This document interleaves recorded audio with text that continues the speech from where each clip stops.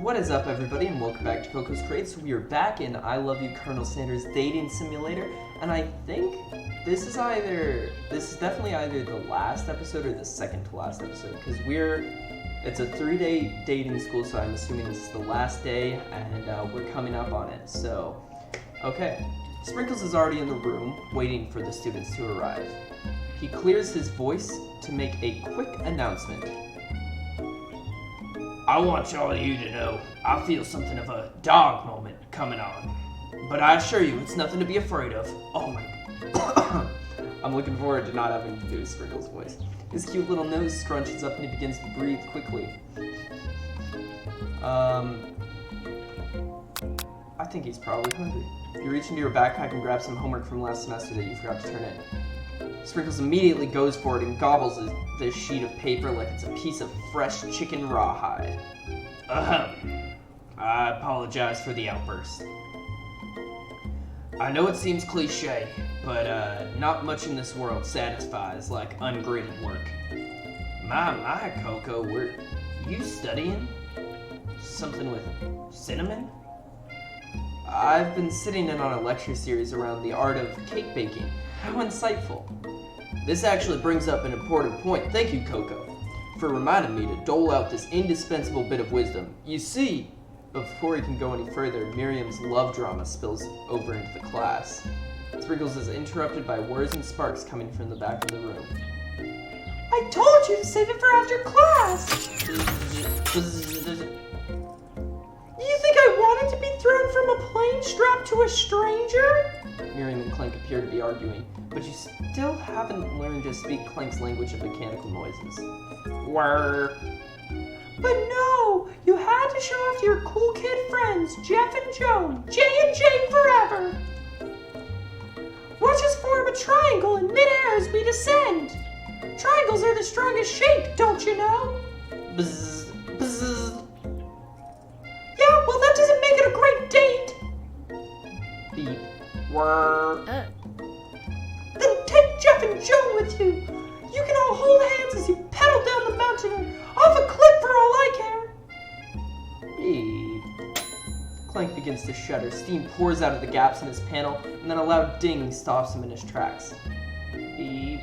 Bzz. No amount of seasoning is going to make me want to eat that, Clank. Oh, he vomited.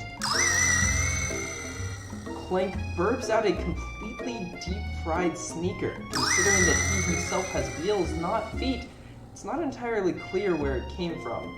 Does he eat people? In terms of deep-fried footwear, I guess it looks okay. Clank slowly rolls out of the room to be alone with his shoe. Everyone tries to pretend like they didn't see the entire thing go down. Nothing like a loud public breakup to cast a pall over the final day of school. Well, that was unfortunate.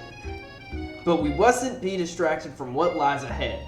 The final competition showdown challenge exam. Trademark.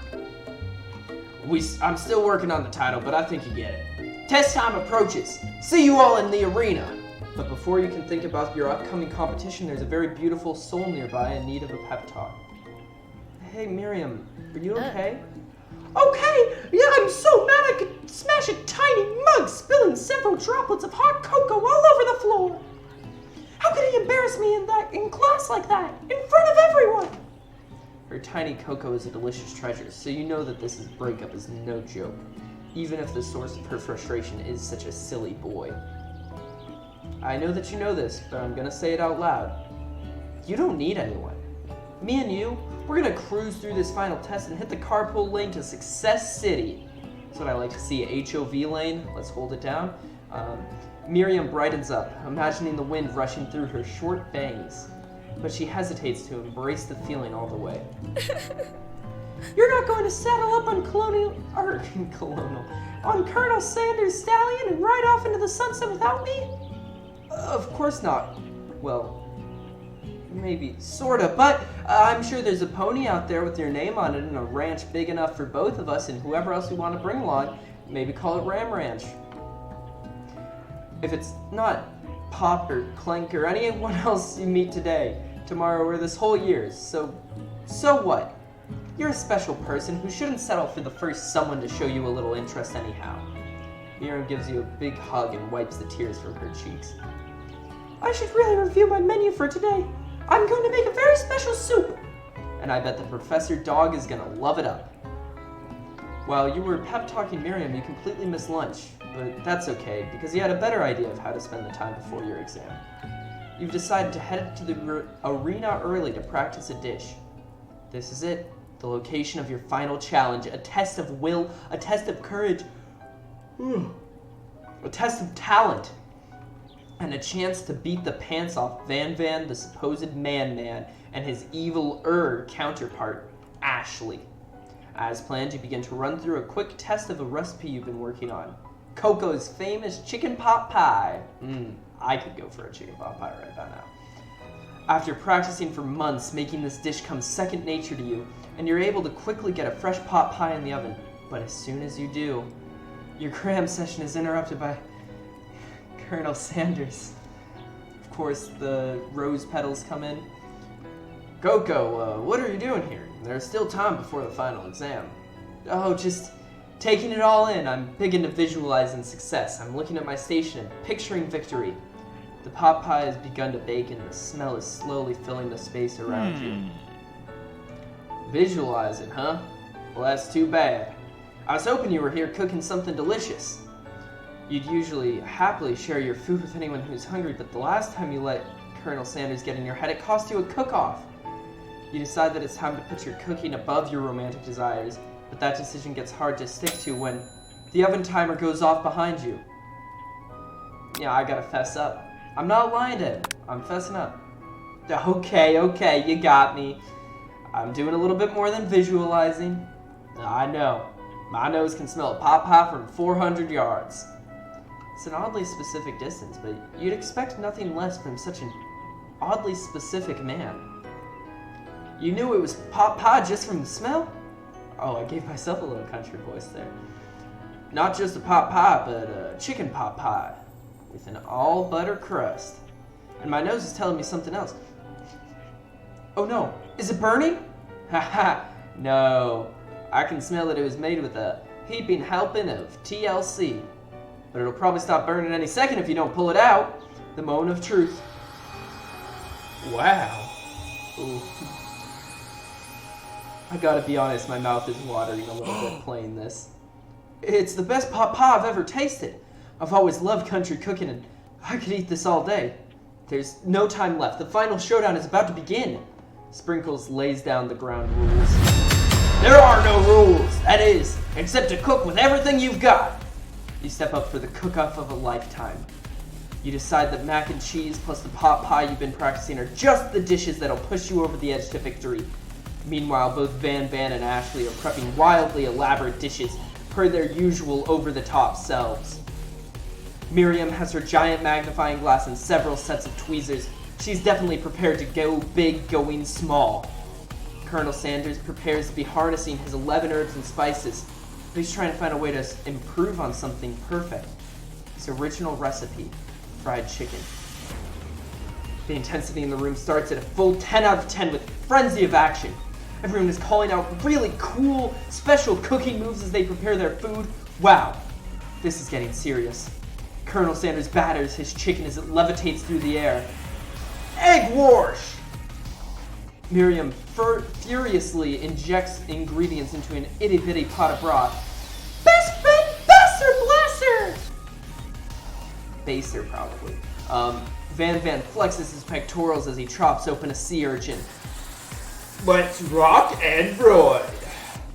Ashley scoops her pastries off the tray with lightning speed. Shallow personality! Oh my gosh, that's not her voice. I'm losing it. I've been recording for a little bit now, so I'm kind of losing it, but it's okay. Shallow personality spatula! Even Clink gets in on it. 5-dial pressure point chicken cooking technique! Wait, when did Clink learn to speak English? It's the singularity, as was foretold! We mustn't let it happen, or the appliance uprising will take us all! Self-destruct! Van quickly unplugs Clink and rolls him out the back door of the arena. As you frantically prepare your dish, you notice Ashley has your spellbook out. Is she going to use some dark magic to turn the tide? You've got a book of your own and you're desperate not to see her win another battle. Should you take this opportunity to fight magic with magic? Even if it was almost certain evil magic? Colonel Sanders taught me one thing, and it's that there's an easy way to do things and a hard way, and you should do the hard way. Who needs magic when you've got passion? I'm going to do it the hard way! Colonel Sanders that sees that you've chosen to win on your own terms, and he gives you a subtle wink from across the room. I believe in you, Coco. Oh no. Is he going to be in my head? Miriam notices it too. And I've always believed in you, Coco, since we were little kids, because I'm your best friend forever! You turn to notice that Miriam is at your station cheering for you. Miriam, what about your dish? If you're here cheering, who's cooking? Tiny food, short cook time. I'm actually already done, so I thought I'd help you. Oh, that's sweet, but... Miriam tosses a handful of spices directly into your boiling noodles. It's the secret ingredient! However, she doesn't know that you lied and the ingredient was made up. And where in the world did she get Eye of New from? Oh no! The boiling pot explodes, sending Miriam flying backwards. The watery noodles begin to swirl up in the air, bubbling into a dark cloud that thickens and congeals before your very eyes. It is I, Steve, the spark monster. Steve? Wait, what happened to Borko? You're not here to battle me, are you? We spork monsters are Betty. I think Borko had the day off. But you have conjured Steve, and I hate to battle, so I'd say you're doing pretty alright. Oh, hey, you're in the middle of the cooking competition? Well, I love this stuff. It's better than TV. You crazy kids and your culinary skills really impress me. Mind if I hang out? I'm sorry, Steve, but I'm kind of in the middle of something. Do you mind? Steve, the spork monster, notices that you've got the Grimoire stashed beneath your cooking station. I see what you're up to. Crisscross the magical items and accidentally summon me, huh? You guessed it, sorta. If you're here, would you mind tossing me some fresh noodles in a pot of salted water? I'd love to. I've always wanted to be a top chef, actually. You know, when I was just a little spork pup back in the old country. You could feel Spork Monster winding up to tell a very long and involved story. You don't know where exactly they came from, but it seems like it was probably lonely there. Actually, you know what? Maybe you should watch from the stands. I really need to focus on the competition. I understand. It's kind of like that time in monster school that I had fallen asleep during scare tactics class, and when I woke up, you toss a serious stare at Steve, and he takes the hint. Never mind, I'll tell you later. Good luck! Having suffered through this huge setback, you don't know if you could ever win. I gotta summon extra power from deep down within myself. There's no way I'm giving up. I can do this. I have what it takes, and I came here to win. Your hair turns mac and cheese orange as culinary energy flies through your body. Flows, rather. Ah! My heart is pure, my hands are steady, my taste buds have been preparing their entire lives for it. Yes, Coco, you are the chosen one. You will avenge me. The power you've been summoning immediately fades back out. You interrupted my inspiring monologue. Sorry. My heart is pure, my hands are steady, my taste buds have been preparing their whole entire lives for this moment. I will show the world my cookery. You begin to levitate off the ground. Energy courses through your body. You know that with this power, you can do anything. Except turn back time, which would be super useful because while you were powering up, your chicken pot pie overcooked in the oven and can't be served. Don't worry, Coco. You may have summoned some setbacks, but all is not lost. Impressed with your fortitudes, Colonel Sanders decides that you have earned his support. I've been watching you today, and I must say, I'm truly impressed. You've been thinking on your feet and rolling with the punches. He steps up to your station and stands right beside you. I'm here to help. All you've managed to make is mac and cheese. Time is almost up, so you're going to need it. But Colonel Sanders, what about the test? What will happen to you? What about the rules? Following the rules has never been my thing. I follow my heart. What a guy. Colonel Sanders unfolds a delicate white towel to reveal the most delicious fried chicken tenders you've ever laid your eyes on. And besides, sometimes unexpected combinations can have surprising effects that surpass their individual efforts. Are you suggesting if we combine forces, we can form the perfect food union? Time's up, students. With time expired, it's the moment everyone has been waiting for. You must now prepare to present your dishes. A handful of students stand tall, but the class seems incomplete. It seems we're missing some students. Pop, clank, from off screen, you hear a pure and innocent giggle that can only come from one student. I'm flying. Sounds like it's coming from that broom closet over there. Miriam, would you mind? Inside of the closet, you see Pop hanging on a broom hook by the elastic of his underpants. Pop, get down from there right now! Let me guess. Did Van have something to do with this? When someone asks for a wedgie, who am I to refuse? I changed his voice, I'm sorry. I thought a wedgie was a salad.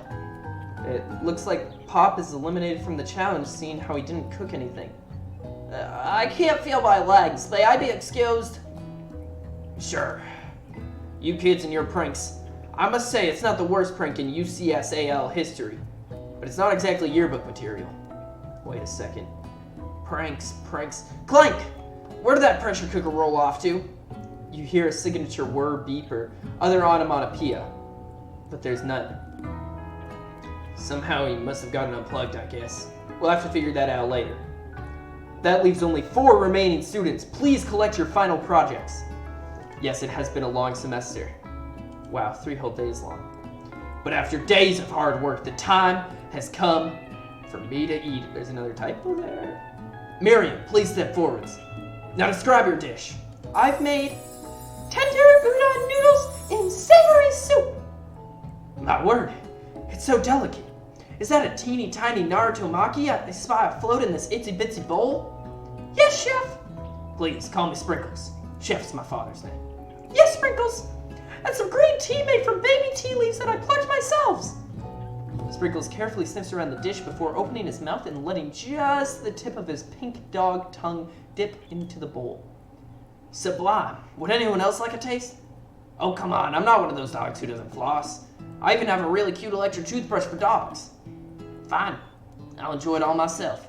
And in a flash, the entire meal has been devoured. Not that it took much. It was less than a thimble's worth of soup. A+. Rarely do I taste a dish with as much love poured into it as yours. Miriam is overjoyed. She gives you a huge hug. Thank you, Coco, for helping me to believe in myself. Van, you're up. Now describe your dish. I made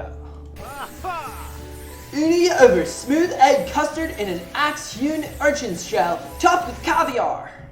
Did you skewer one type of urchin with spines from a second different colored type of urchin? Yes, Sprinkles. A bit much, don't you think? That's exactly why I did it. A bit much is kind of my brand. Doesn't it look cool? Sprinkles leans in to sniff the uni, but he can't get his nose close to it on account of all the spikes. Begins to paw at it erratically, causing the custard to slosh around. Whoa! Please be gentle with my cuisine! Grrr. Finally, Sprinkles goes all in, tongue first, but he can't get past all the needles. He reels back as his tongue is poked and prodded. Ouch, my tongue! The professor appears to be having an allergic reaction to the sting. I can't eat this. It keeps poking my tongue. Disqualified. A stunning turn of events. Who would have thought that serving food in a bowl made of needles could make it difficult to eat? Dejected, Van does not go gentle into the night. Disqualified? For glamour? Don't discuss publicity. This isn't the last you've heard of me.